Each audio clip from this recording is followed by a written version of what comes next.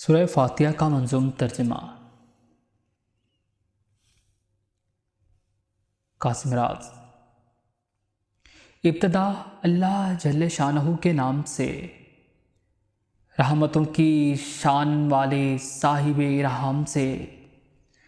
واسطے معبود کے سب حمد و مدحت کے بیاں، پالنے والا ہے جو کونین کا روزی رساں، مہربانی کرنے والا ہے بڑا رحمان ہے، حشر کا روز جزا کا صاحب فرمان ہے۔ ہم فقط کرتے ہیں طاعت اور عبادت آپ کی، چاہتے ہیں آپ سے ہی استعانت آپ کی، ہم کو سیدھے راستے پر گامزن فرمائیے، راستہ ان کا کہ ہیں انعام جن پر آپ کے،